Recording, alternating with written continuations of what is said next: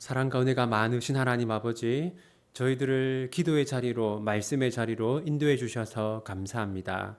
하나님 말씀 들을 때 하나님의 말씀이 영혼의 양식이 되어 이 자리에 함께한 저희들의 영혼을 살찌워 주시고, 또 우리가 이 저녁에 마음을 모아 기도할 때 하나님께서 들으시고 선하게 응답하시고 우리의 삶에서 또 이 교회 안에서 열매 맺어 주시기를 소원합니다. 이 모든 것 예수님의 이름으로 기도합니다. 아멘. 우리 함께 나눌 말씀은 마가복음입니다. 마가복음 6장, 마가복음 6장 말씀. 마가복음 6장 1절부터 29절까지 볼 텐데요. 우리 1절만 함께 읽도록 하겠습니다. 6장 1절입니다. 같이 읽겠습니다. 예수께서 거기를 떠나사 고향으로 가시니 제자들도 따르니라. 아멘. 1절을 보시면 거기를 떠나서 고향으로 갔다라고 하죠. 거기는 어디냐? 우리가 지난주에 살펴보았는데 예수님이 가버나움이라고 하는 곳에서 사역을 하셨습니다. 이 가버나움에는 믿음의 사람 2명이 있었는데 회당장 야이로, 그리고 12년 동안 그 혈루병을 앓았던 2 여인이 그 가버나움에 있었죠. 그 2 사람의 특징은 그 2 사람이 믿음의 사람이었다라는 겁니다. 그리고 이제 5장이 끝나고 6장이 시작되는데 예수님이 이제 그 믿음의 사람들이 있었던 가버나움을 떠나서 고향으로 가셨어요. 예수님의 고향이 어딘지 아십니까? 나사렛. 이제 태어난 곳은 베들레헴인데 쭉 살아온 곳은 나사렛이에요. 그래서 이제 나사렛이 고향인데, 여러분, 이 가버나움에는 믿음의 사람들이 있었잖아요. 그러면 나사렛에는 어떤 사람들이 있을 것인가? 먼저 2장을 한번 보십시오. 2절 한번 보십시오. 안식일이 되어 회당에서 가르치시니 많은 사람이 듣고 놀라 이르되, 예수님이 말씀을 전하니까 사람들이 어떤 반응을 보였어요? 듣고 놀라 이르되. 여기서 놀라다라고 번역된 헬라어는요, 에크플레소라고 하는데 정신을 잃다라는 뜻입니다. 그러니까 예수님의 말씀을 들은 사람들이 정신을 잃을 정도로 크게 놀랐던 것이죠. 근데 여러분, 이 놀랐다는 게 은혜를 받아서 놀란 게 아닙니다. 3절을 보세요. 3절을 보시면 이 나사렛 사람들이 예수님을 누구라고 합니까? 이 사람이 마리아의 아들 목수가 아니냐. 무슨 말이냐면 여러분, 우리가 이제 여기 나사렛은 예수님의 고향이니까 예수님이 여기서 약 30년간 살았잖아요. 그러니까 이 고향 사람들은 예수님의 어린 시절, 소년 시절, 청년 시절을 쭉 본 겁니다. 우리가 지금까지 봤던 그 예수, 그 목수 예수가 어떻게 저렇게 이 하나님의 말씀을 많이 알고 잘 전하지? 거기 이제 충격을 받은 겁니다. 그러니까 여러분, 예수님의 고향 나사렛 사람들은 예수님을 하나님의 아들로 믿지 않은 것이죠. 그냥 우리 고향 사람 예수로 생각을 했던 겁니다.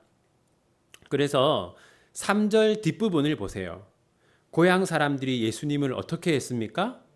예수님을 배척했죠. 그러자 예수님은 또 어떻게 반응을 하셨냐면요. 5절 보십시오. 5절을 보시면 예수님이 그곳에서 많은 기적을 행했습니까? 네. 거기서는 아무 권능도 행하실 수 없어. 이것은 예수님이 기적을 행할 능력이 없었다라는 말은 아니겠죠. 예수님이 기적을 행하지 않은 겁니다. 그러니까 기적을 행할 능력이 있지만 행하지 않은 거죠. 왜냐하면 예수님을 하나님의 아들로 믿지 않았기 때문에. 그러니까 예수님은 정말 예수님을 하나님의 아들로 인정하고 예수님의 능력을 인정하는 사람들에게 기적을 베푸신 겁니다. 이렇게 예수님이 이제 나사렛을 떠나거든요. 그런데 성경을 보면요. 이 이후로 예수님이 다시 나사렛을 방문했다는 기록은 없습니다. 이게 성경에 따르면 예수님의 마지막 방문이에요. 나사렛 사람들은 예수님을 하나님의 아들로 믿지 않은 결과 큰 벌을 받았다고 볼 수 있죠. 자, 그 다음 7절을 보십시오. 예수님이 12제자를 부른 다음에 어떻게 하세요?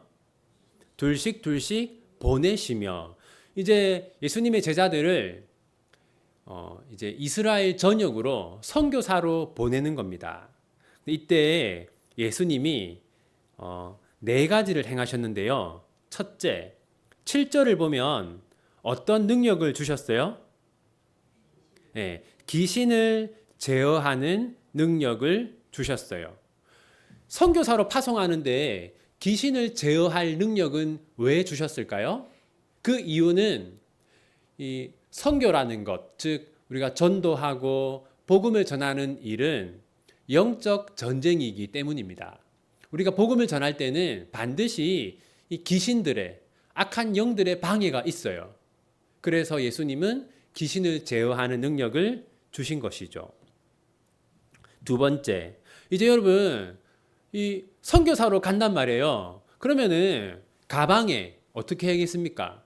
짐을 많이 싸서 가야 되지 않겠어요? 옷도 챙기고 신발도 챙기고 돈도 챙기고 먹을 것도 챙겨야 되는데 8절을 보십시오. 예수님이 뭐라고 하셨어요? 지팡이 외에는 양식이나 배낭이나 돈이나 아무것도 가지지 말라. 그러니까 예수님이 제자들에게 빈손으로 가라라고 하셨어요. 여러분들 이거는요 보편적인 명령이 아닙니다. 왜냐하면 누가복음 22장을 보면요 예수님이 죽으시기 직전에 제자들에게 이제부터는 가방도 돈도 준비해라 하셨거든요. 그러니까 이거는 특별히 이렇게 한 겁니다. 교육을 한 것이죠. 그게 뭐냐면 이제 빈손으로 가더라도 하나님이 필요한 것을 채워주실 것이다 라는 것을 훈련시키기 위해서 그렇게 한 겁니다. 그러니까 우리가 이걸 막 이제 지금 선교사님들에게 적용해가지고 예수님이 선교 갈 때 빈손으로 가라고 했다. 그러니까 선교사들 후원할 필요가 없다. 이렇게 하면 안 되겠죠. 이거는 특수하고 이제 일시적인 명령입니다. 훈련을 하신 것이죠. 다음에 10절 보십시오. 예수님이 뭐라고 했냐면요. 어디서든지 누구의 집에 들어가거든 그곳을 떠나기까지 거기 유하라. 이 무슨 말이냐면요. 이제 아무것도 가지지 않고 빈손으로 가잖아요.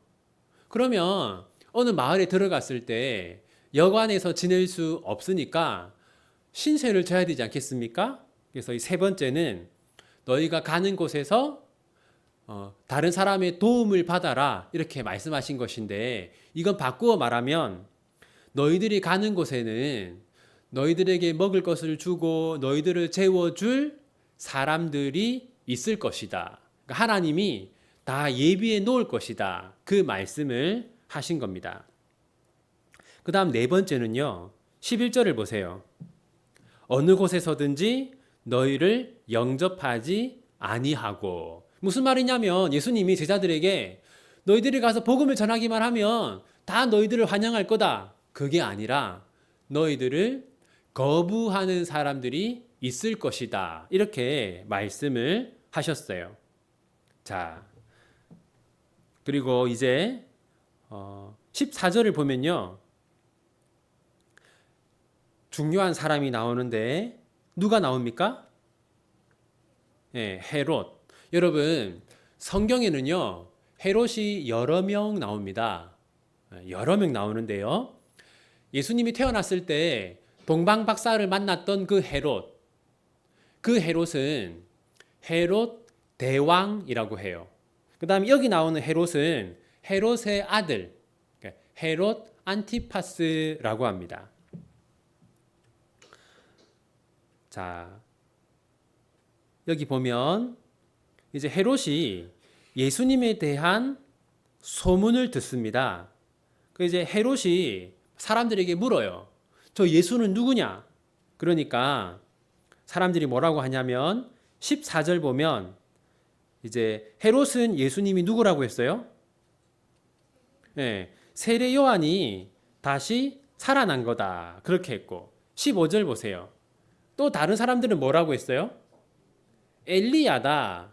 왜냐하면 엘리야는 죽지 않고 하늘로 올라갔잖아요. 그러니까 다시 엘리야가 내려왔다. 그렇게 사람들이 했다는 겁니다. 그리고 또 15절 뒷부분을 보면 또 누구라고요? 선지자다. 네. 여러분 중요한 건 뭐냐면요. 이때 예수님이 누구인지 올바르게 아는 사람들이 많지 않았다는 것이죠. 예수님은 하나님의 아들인데 예수님을 하나님의 아들로 올바르게 믿고 있는 사람들이 거의 없었다는 겁니다. 그러니까 예수님의 고향 사람들도 예수님을 하나님의 아들로 믿지 않았고 또 대부분의 사람들이 세례 요한인가 보다, 엘리야인가 보다, 선지자인가 보다 이런 식으로 생각을 했다는 거예요. 예수님을 하나님의 아들로 올바르게 믿고 다른 사람들이 거의 없었다는 것이죠. 그 다음에 16절을 보면요. 여기 세례 요한이 어떻게 죽었는지가 나오거든요. 세례 요한이 어떻게 죽었습니까? 네. 헤롯이 세례 요한의 목을 베어서 죽였어요. 여러분, 세례 요한은요. 예수님이 공생애를 시작할 때 그때 감옥에 갇히거든요. 그런데 그 이후로 감옥에서 풀려나지 못했어요. 이렇게 처형당해서 죽었습니다. 여러분, 전 이 부분이 중요하다고 생각하는데 이 세상 사람들은 세례 요한이 비참하게 죽었다 그렇게 생각하지 않겠습니까? 그런데 여러분, 저는 세례 요한이 지금 이제 세례 요한이 하늘에 있잖아요. 세례 요한이 하늘에서 자신의 죽음을 자랑스럽게 생각할 거라고 저는 그렇게 믿습니다. 왜냐하면 세례 요한은 순교자 중에 한 사람이 되었잖아요. 분명 세례 요한은 자신이 순교자가 된 것을 자랑스럽게 여길 거라고 저는 그렇게 믿어요. 그러니까 하나님은 세례 요한이 비참하게 죽게 하셨다가 아니라 하나님은 세례 요한이 영광스럽게 죽도록 하셨다. 그렇게 저는 믿어야 한다고 생각합니다. 이제 오늘 본문이 우리에게 주는 교훈들을 한번 생각해 보면요. 첫 번째는 하나님은 믿는 자들에게 기적을 행하신다라는 겁니다. 여러분, 오늘 예수님이 어디로 갔어요? 네, 고향 나사렛으로 갔어요. 근데 이제 고향 사람들이니까 예수님의 어린 시절을 다 알잖아요. 그러니까 예수님을 무엇으로 믿지 않았어요? 예수님을 하나님의 아들로 믿지 않았어요. 믿지 않으니까 예수님이 무엇을 하지 않았습니까? 기적을 많이 베풀지 않았어요. 예수님을 믿지 않는 자들에게는 기적을 베풀지 않으시는 거죠. 마태복음 21장 22절에 보면요. 예수님 이렇게 말씀하셨어요. 너희가 기도할 때에 무엇이든지 믿고 구하는 것은 다 받으리라. 근데 여러분 사람들이 기도를 하면서도 하나님이 이 기도는 안 들어주실 것 같다 생각하면서 기도하는 경우가 있어요. 여러분 우리가 믿음을 가지고 기도해야 하나님께서 기쁘시게 응답하신다라는 것을 잊지 말아야 합니다. 두 번째는요. 복음 전파는 영적인 전쟁이다라는 겁니다. 예수님이 제자들을 선교사로 파송하면서 제자들에게 어떤 능력을 주셨어요? 귀신을 쫓아내는 능력을 주셨어요. 왜냐하면 우리가 복음을 전할 때 항상 이 귀신들이 방해하기 때문이죠. 그러니까 복음을 전하는 것, 전도하고 선교하는 것은 영적인 전쟁입니다. 그래서 예수님은 귀신을 제어하는 능력을 주셨어요. 그러면 우리가 여러분 복음을 전할 때도요, 우리가 말을 잘한다고 복음이 전해지는 것이 아닙니다. 우리가 하나님께 기도하고 하나님이 은혜를 베푸실 때, 그리고 악한 영들을 하나님이 제어하실 때 복음을 올바르게 전할 수가 있는 것이죠. 이제 우리 함께 우리 들은 말씀 생각하면서 함께 기도하도록 하겠습니다.